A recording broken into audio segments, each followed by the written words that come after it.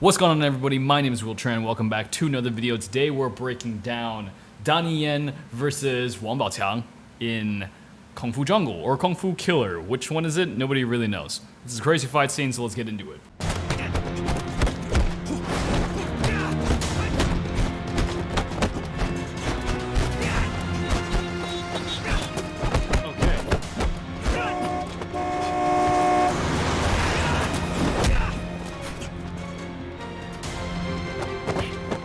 Craziest thing about this fight is the combination of really kung fu oriented movements while at the same time having chaos to it. Even though they're doing really flashy kung fu movements, there still is an element of scrappiness to this fight. And I don't know if you guys know, but making fights look scrappy is one of the hardest things to do. And that's what makes Donnie Yen and somebody like Wang Baoqiang so incredible at their jobs. I feel like we've been able to make our fight scenes look good by doing really choreographed movements, but making a fight look scrappy and, not very choreographed is a very hard thing to do. And I think that comes down to trusting your fighting partner a lot, because doing a fight like this, you're 100% making contact every once in a while, and you're gonna take a big hit here and there. So looks like you just gotta eat it if you wanna make fight scenes look good, and looks like that's the next thing we gotta do, start eating punches. Guard here.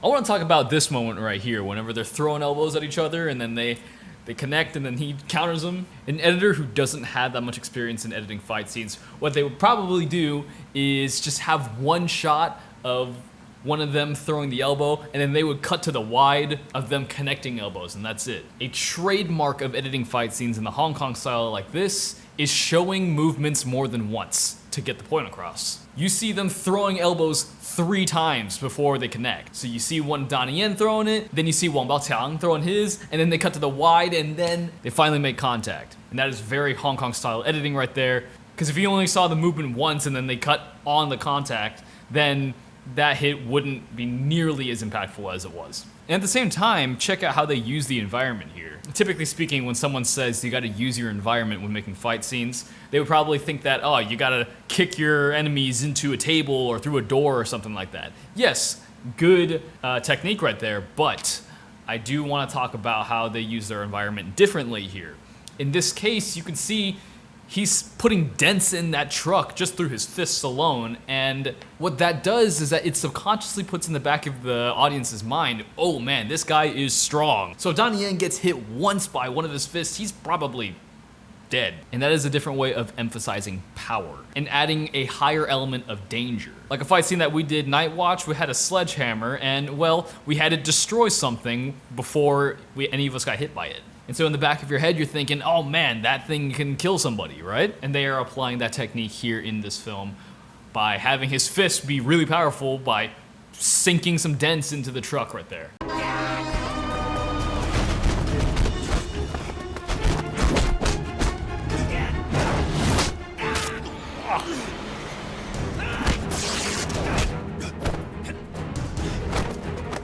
So they did kind of what we just talked about in reverse right there, though. So the first thing you saw was Donnie Yen getting his face scratched, looked absolutely painful, and then they followed that up by him tearing up the jacket. And so that further sets the idea in your head, this guy's nails are sharp as all hell. And so then you're also thinking, oh man, that must have really hurt whenever his face got scratched by those nails.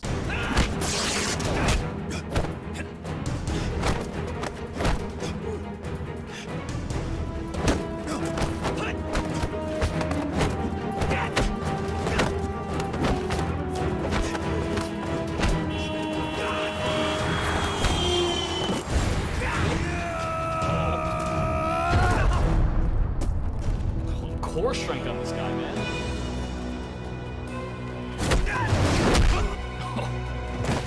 So, believe it or not, This is a proper way of using shaky cam. Like I said, shaky cam has its place, and this is absolutely one of them.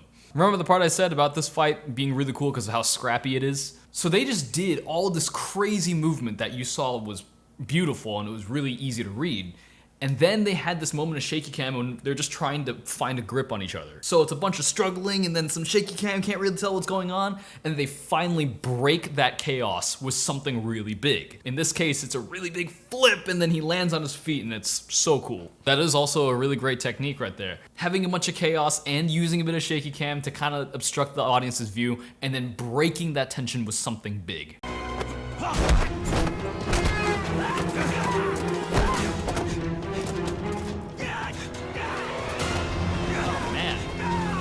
You know what I mean? Like, it's so hard to make fights look this scrappy.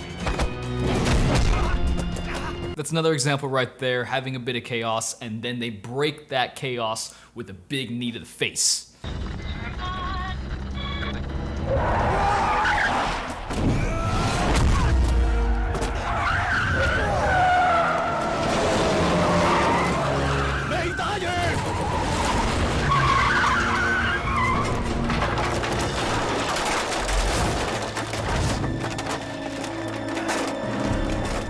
So he saves him from getting hit by a car. May tired, we're not done. Classic case of whenever there's somebody fighting in the street, nobody knows how to hit the brakes. Ever notice that in action films whenever they're fighting in the middle of the street? All cars are just honking their horn and going full speed past them. Honestly, most people would just sit there and then they would just watch these two guys like duke it out. Maybe, I don't know, it's a movie, right? And then they get these conveniently perfect bamboo poles to use as weapons, which they will end up using in the second part of this fight, which I think I'm going to save for part 2 of this video. Definitely one of the most underrated Donnie Yen fights out there. This movie is called Kung Fu Jungle or Kung Fu Killer. I highly recommend you watch it. I'm sure it's probably free on YouTube with ads or something like that.